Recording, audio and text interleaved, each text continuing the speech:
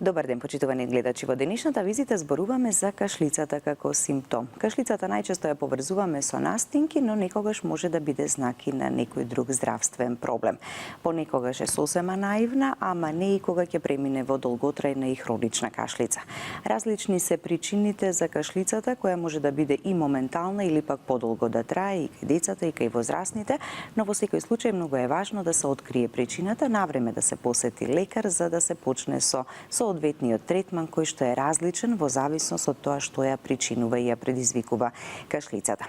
На оваа тема денеска во визита разговараме со доктор Камилија Бушлетич, специјалист пулмоалерголог од клиничката болница Аџибадем Систина. Добар ден и добре ни дојдовте. Добар ден. Зборуваме за една тема која ги опфаќа речи си целата популација. Нема човек кој што во животот заради една, друга или трета причина не кашлал или ја немал кашлицата.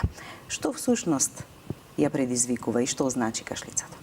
Па, прво, кашлицата е еден од најпримитивните рефлексии кои што ги добиваме со самото раѓање. Е заштитен механизам со цел да се исчистат дишните патишта и белите дробови од материја кои што не би требале нормално таму да бидат и ја предизвикуваат обично механички дразби или пак хемиски материи кои што ги иритираат рецепторите кои што се наоѓаат по должина од горните респираторни патишта, ждрелото, понатаму од дишникот до терминалните и респираторни бронхиоли, така да секоја една страна материја која ќе влезе со воздухот, а не успеал носот да го задржи, пошто тој е тој кој што е првиот наш филтер, тогаш со кашлицата се овозможува да се исфрли таа материја во нашиот организам. Но она што е интересно, она е заштитен механизам, но кога кашламе правиме контаминација на сите околни продукти со материи кои што можат да бидат опасни по здравјето на тие околу нас. Во едно, например, со едно кашлање ние исфрламе 1,5 литар воздух со брзина која што е дури неверојатна од 80 км на час и исфрламе околу 3000 капки од плунка кои што многу често се контаминирани со микробиолошки материјал, кој што останува на предметите околу нас, и тоа на пластика и на железо неколку дена, а затоа се препорачува да биде кашлањето со марамче. Во самото марамче се задржува и по неколку часа, со тоа што со едно кашлање 300 милиони вирусни партикли се исфрлаат во околината, кој што значи 100 денови можат да преживеат околу нас.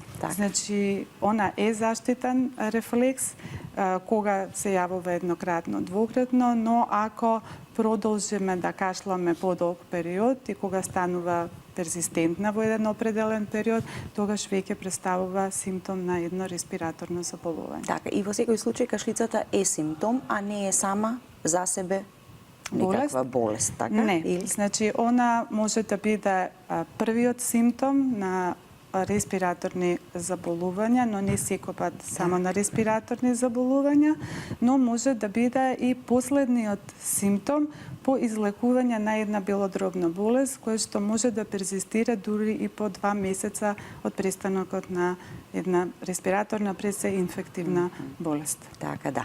Најчесто ја поврзуваме со настинки кога кашламе, ама не е секогаш така и некогаш може да укажува и на друг проблем. Што е хроничната кашлица? Така, колку време треба да трае кашлицата за да речеме дека е хронична, дека преминала во хронична и што може да се крие зад неа? Во основа проблемот е што ние не можеме да и не постои во овој момент клинички објективен еден параметар во основа на што ние можеме да судиме за квантитет на кашлица и бидејќи сме хендикепирани од таа страна, ние што работиме со кашлицата ја делиме според време траењето на таа кашлица која што е акутна, субакутна и хронична, одредена во зависност од време траењето.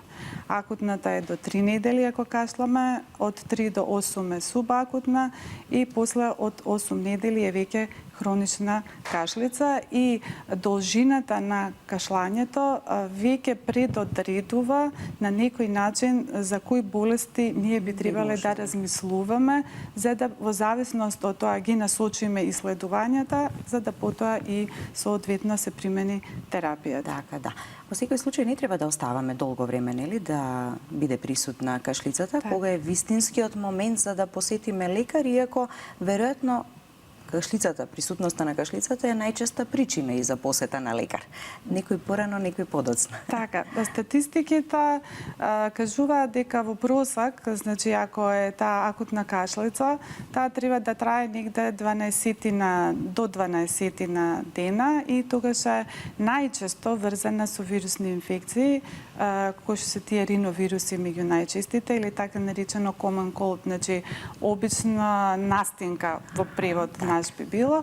И ако кашламе во тој период од тие, еве да кажам, значи 7, 8 до 10 дена, не треба одма да се дига паника дека нешто посебно се случува, освен ако кашлицата не е толку интензивна, да го ремети нормалното живење на пациентот. Значи може да доведува да он нема сон, да ради тај незиниот интензитет се јават болки дури во стомакот, во ребрата, да се јави главоболка, да пациентот не може да спие заради тоа, тогаш значи не би требало да чека, нели, да кашла 10 дена, па да дојде да го посети својот доктор, дали првоматичниот, а по потреба и пулмологот, бидејќи се смета дека околу 40% од кашлиците ги решаваат пулмолозите, значи 60% остануваат матичните лекари да го решат проблемот со кашлицата. Така, често пати се случува или најчесто кашлицата да е многу поинтензивна во ноќните вечерните часови, кога човек легнува веќе да спие? Не баш. Не? Значи, не во секоја ситуација, да, се смета дека почесто е дневната кашлица во однос на ноќната кашлица. Ноќната е условена од дејството на земјината тежа и обично е врзана со секрет, значи мукус, кој што се слева од носот или од синусите и кога ќе легнеме, земјината тежа го повлекува према, значи, дишните патишта и рецепторите кои што се обично на задната страна на, значи, на грлото, во пределот на устата, на големите дишни патишта и пред се во овој дел горниов, значи до устата, каде што како ќе помине секретот, ги дразни рецепторите и ние почнуваме да кашламе за да не се спушти секретот надоле, туку истиот да го изфрламе. И уште една работа има за ноќната кашлица, тоа е тој посебен тип на кашлица кој настанува како резултат на заболување на желудникот, односно една болест која што се вика гастроезофагиален рефлукс. Тоа во превод би значило да дел од киселината од желудникот се враќа према, значи, хранопроводот и се аспирира во тек на ноќта и прави една иритативна кашлица заради тоа што мускулот кој што врши контрола на влезот на желудникот не диктува добро. Така да исто ноќе тоа може да биде, најчесто се тие два типа на кашлица, значи врзана со рефлуксот и пред се со тој така наречен, го викаме ние, постназал дрип синдром. Тоа во превод значи нешто тече или капе позади носот. Тоа е тој секрет кој што се слива од озгора. Така, да. Значи најразлични се состојбите кои што може, нели, да предизвикаат кашлицата да биде присутна или пак таа истата да укаже дека постои некаков проблем. Во кои се ситуации се помислува, односно, нели, пред да се почне и со диагнозата или кога веќе човек ќе дојде на преглед? Па, значи, ви кажав, зависи од тоа колку време прво пациентот кашла. Акутните кашлици, оние до 3 недели се инфективни најчесто, 90% се вирусни и како такви тие спонтано треба да поминат. 10% се бактериските кои што би требало да ги лечиме и тие акутни кашлици се, значи, инфективни.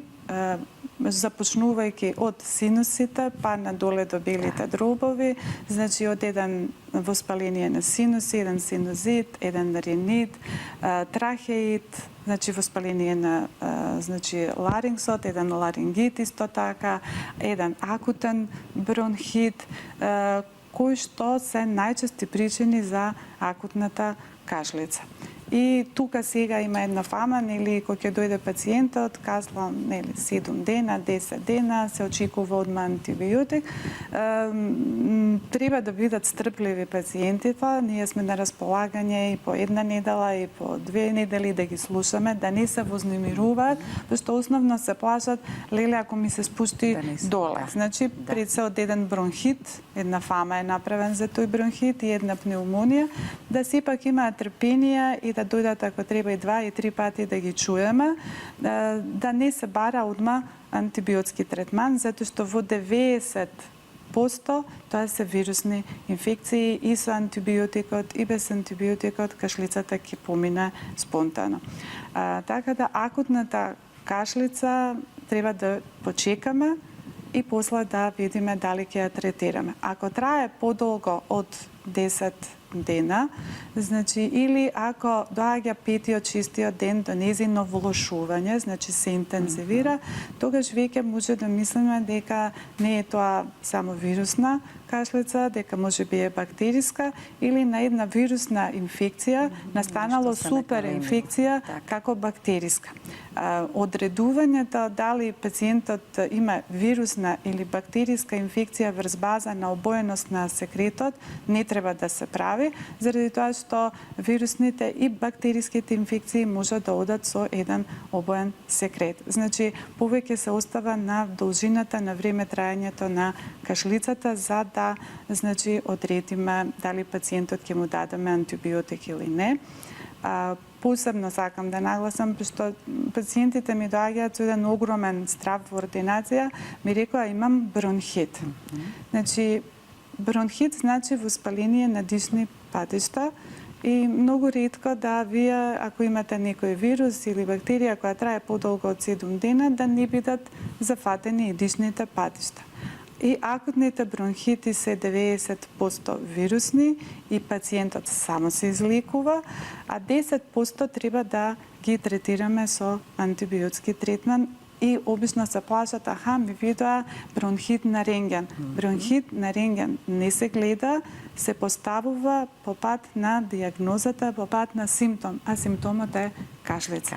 Кога нема да најдеме оправдање зашто пациентот значи кашла, а нема синуси, нема ринит, нема трахеит, нема ларингит, нема астма која би во едно влошување па би одела со кашлица, тогаш обично се смета дека пациентот има бронхит.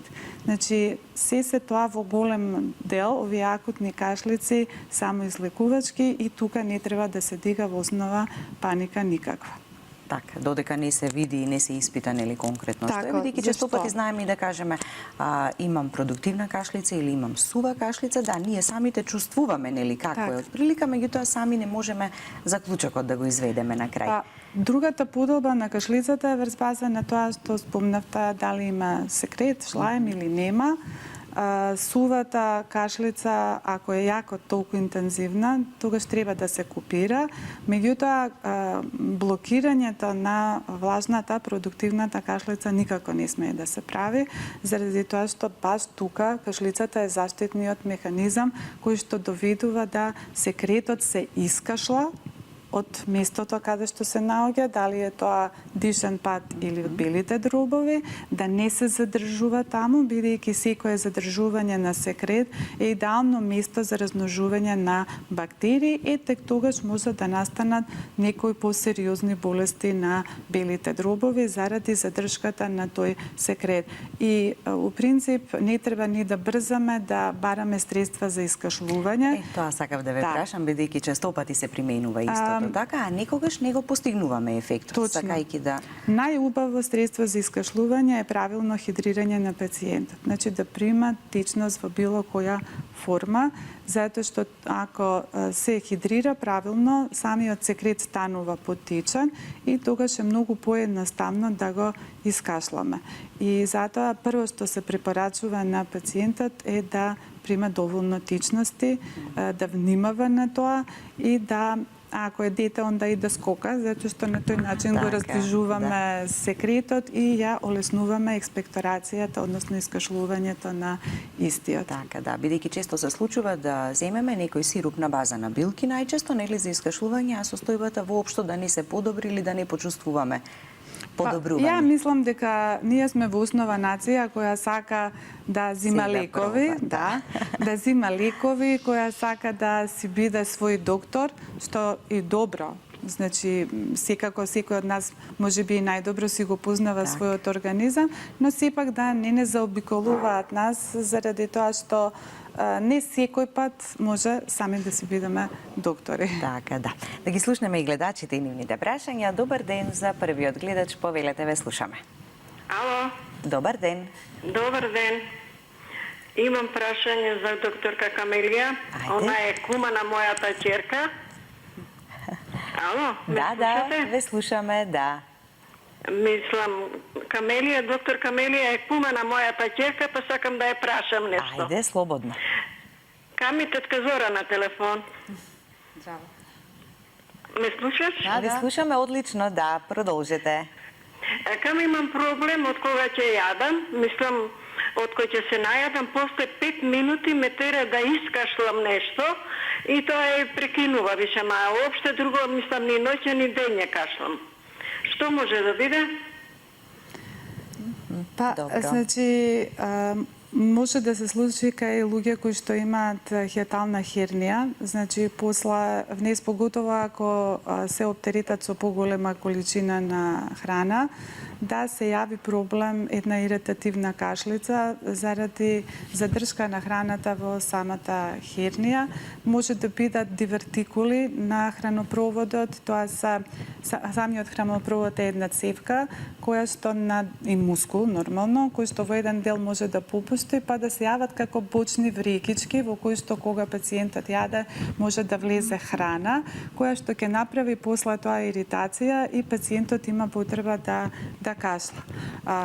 Може да е и тој гастроезофагиален рефлукс, поготово ако пациентот јаде брзо, поготово ако после легне, после внесна храна легне одма да спие, тогаш се провоцира и се јавува една кашлица која што може да трае известен период и после тоа повторно да се смири.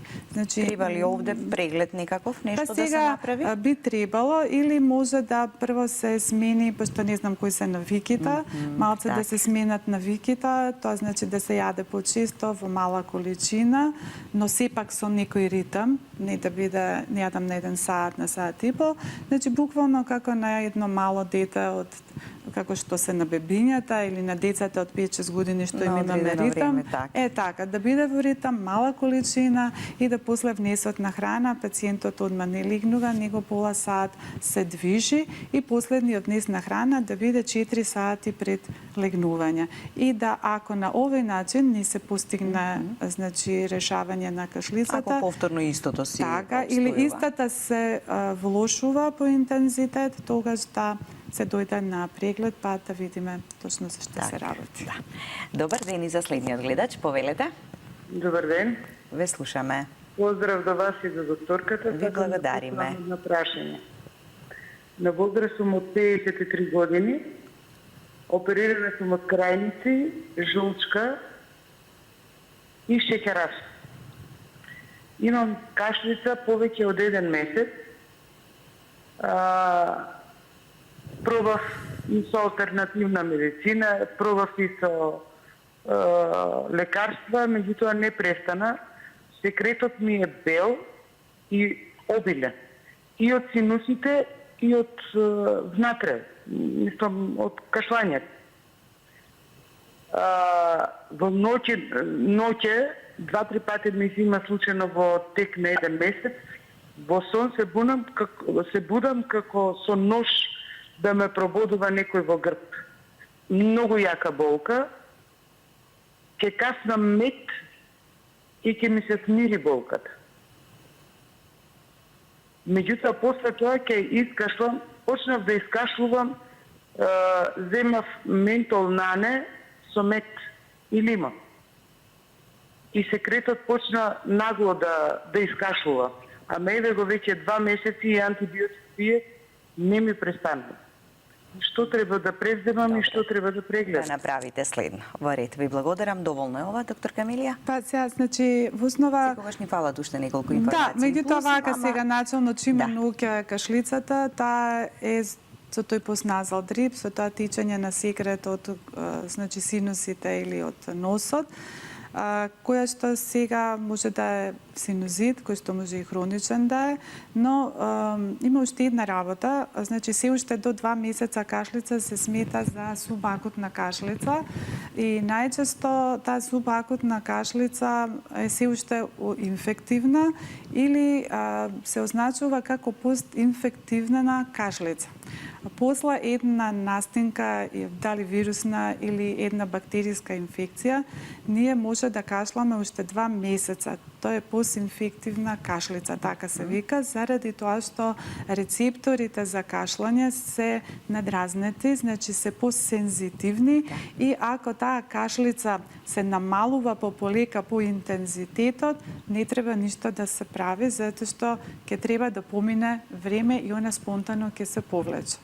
Ако доаѓа да кашлицата се влошува во тие 2 месеца, тогаш ќе треба да се делува и да се види за што се работи.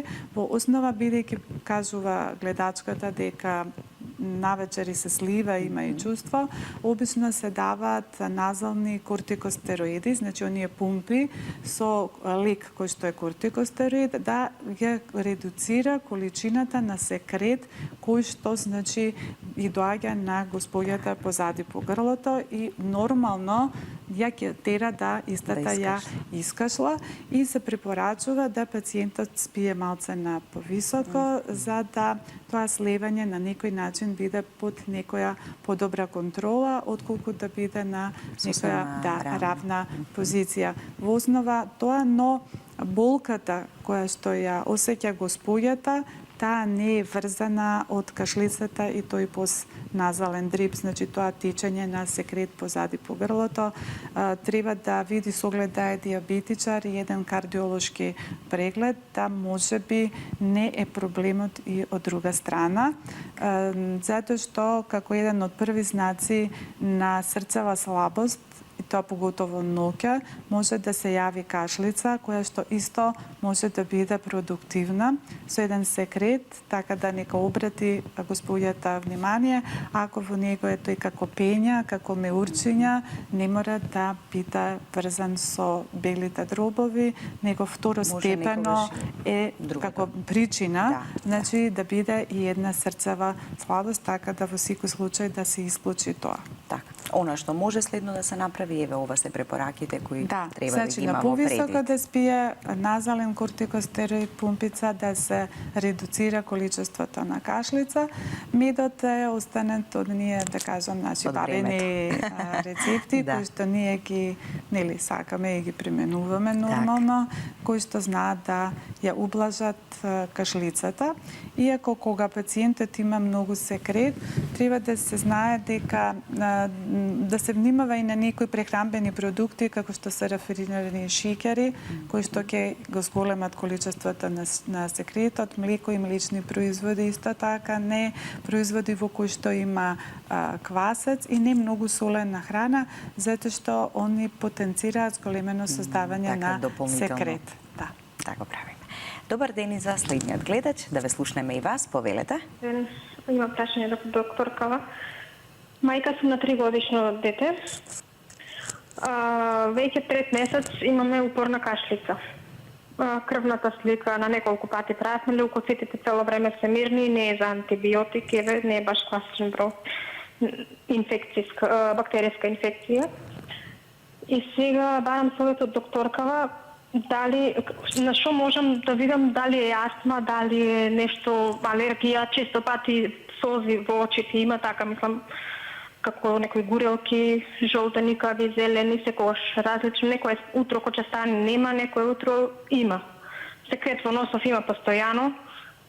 Матичнава ни даде еднаш летизен, мислам дека беше со хербион, така еден период ми се смири така во рок од една недела така, после пак истото.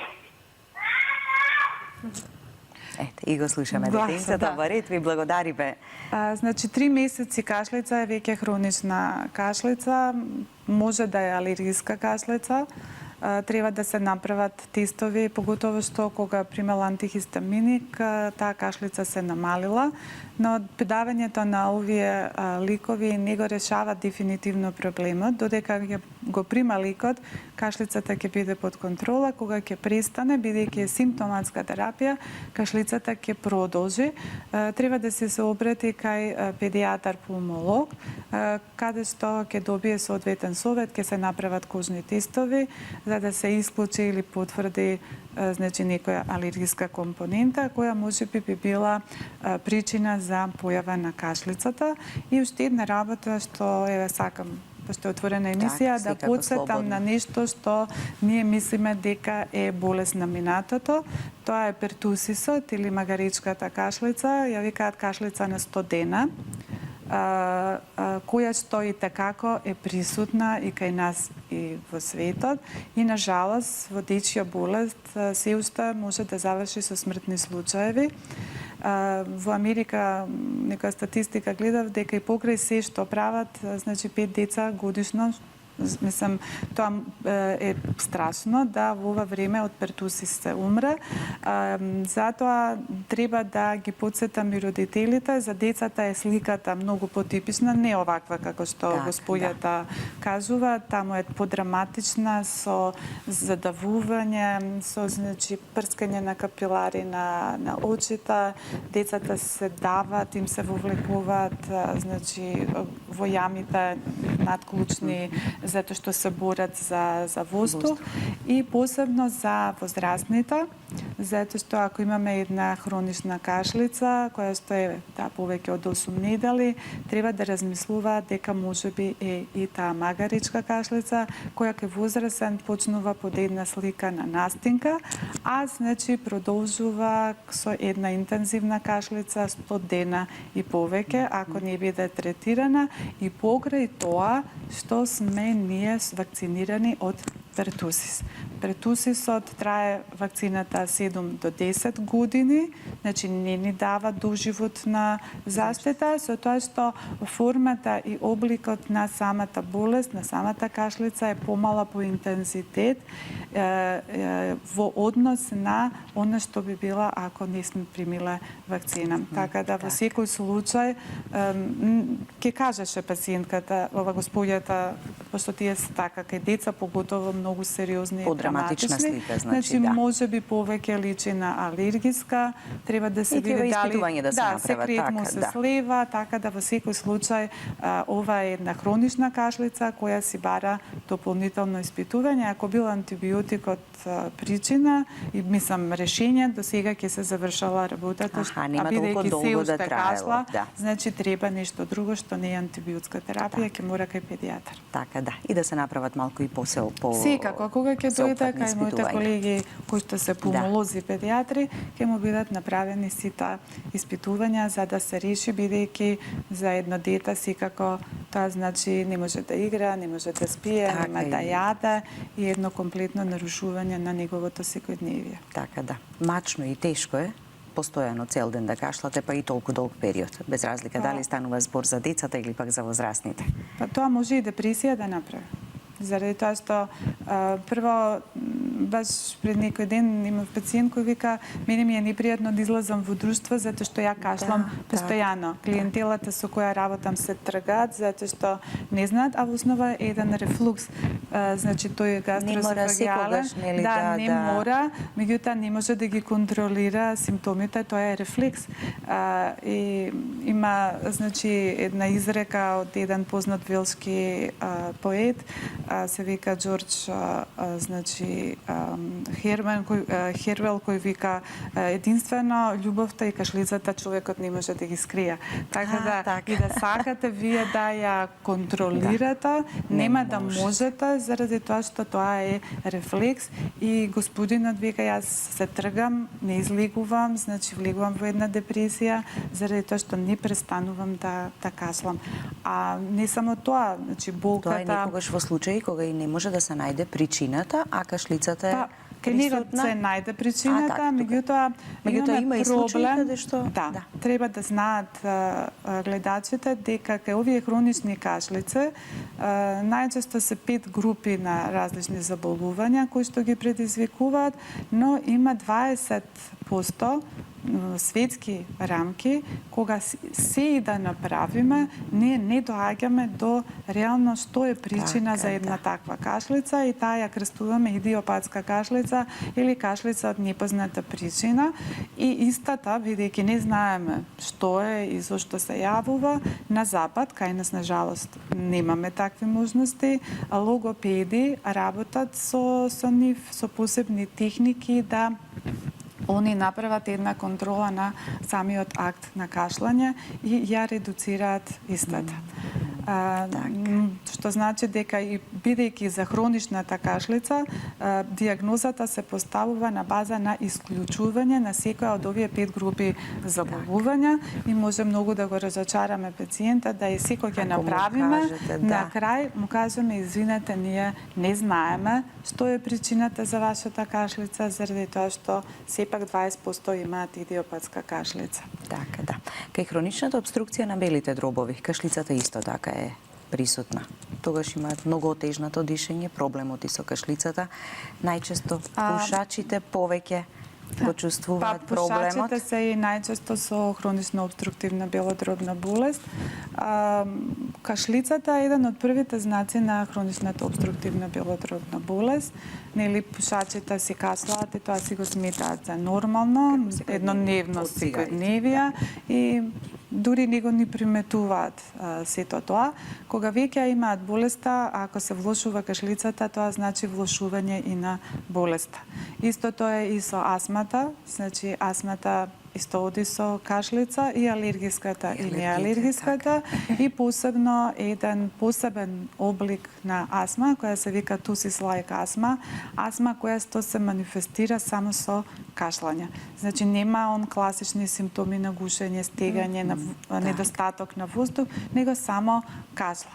После имате разни варијанти. Има посебен тип на бронхит, кој што се вика еозинофилен бронхит, кај што пациентот ради воспаление алергиско, значи еозинофилно на дишните патишта само кашла.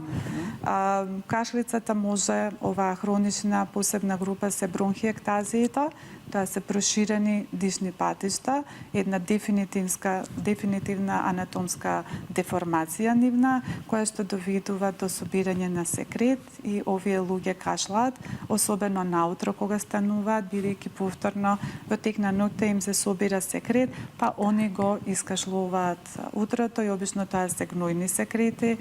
Посебна група на хронични кашлици се рефлуксите, што ви реков. Исто така во таа група на хронични кашлици спаѓаат и оние кои што се индицирани од лекови.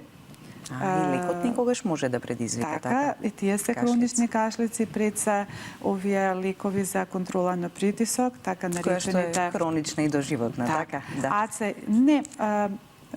Притисокот е доживотен. Меѓутоа не мора да биде на АЦ инхибитор кој што ја предизвикува кашлицата.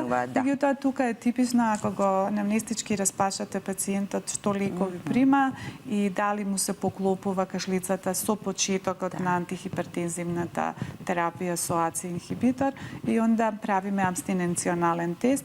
8 недели се трга од тој лек, значи од тип тој АЦ инхибитор, и ако кашлицата престане, тогаш знаеме дека е дефинитивно лекот и нормално се оди на друга група на лекови. Исто така од овие кардиолошки лекови, бета-блокаторите може да направат, значи, кашлица.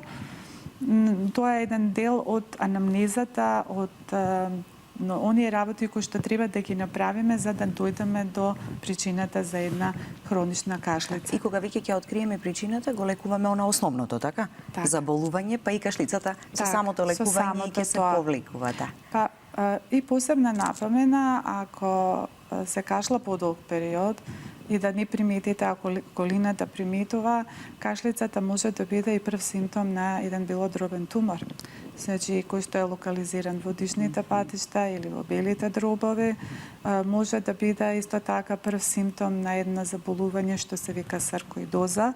Тоа е еден посебен тип на воспалително заболување, грануломатозно, може да биде прв симптом на една цела група огромна на многу сериозни заболувања, тоа се интерстицијални болести, меѓу кои и фиброзата, кој колку порано пациентот се освести дека што само кашла, нели? И дојде побрзо, толку можностите да му помогнеме и да ја исконтролираме болеста се поголеми. Така да кашлицата е симптом на кој што треба да му се обрати сериозен пристап еден да имаме за да превенираме или навремено поставиме дијагноза за едно сериозно заболување на кој што може да и биде предвесник. Така да. Не мора веднаш да се плашиме од кашлицата, ама и да не ја занемаруваме и да не сметаме дека може да биде наивно, нешто кое што брзо ќе помине. Па во основа ретко кој симптом е наивен. Значи, Ниту еден. самиот организам Штом нешто ни кажува не организмот, опоменува. да. Ако сега не изборам за еднократно, двократно, Так. 3 дена, 5 дена, бидејќи и ние со начево загадувања зимско време и изложени без сме постојано. така и без да имаме друга причина може да имаме една кашлица затоа што е познато дека сулфур диоксидот и такако е еден од хемиските материи кој што прави хемиска иритација на рецепторите за кашлање, па онда може да кашламе и од загадување. Но ако тоа трае подолго, ако се влошува по интензитет или значи дошло подобро па повторно се Или пак некогаш и активира, придружено и со други симптоми треба така, да не биде. тоа сигурно, значи, Да. она е предвесник, но нема долго време и неограничено да остане како таква само она. Така. Ви благодарам што ни бевте денеска на визита. Ви благодарам и на вас.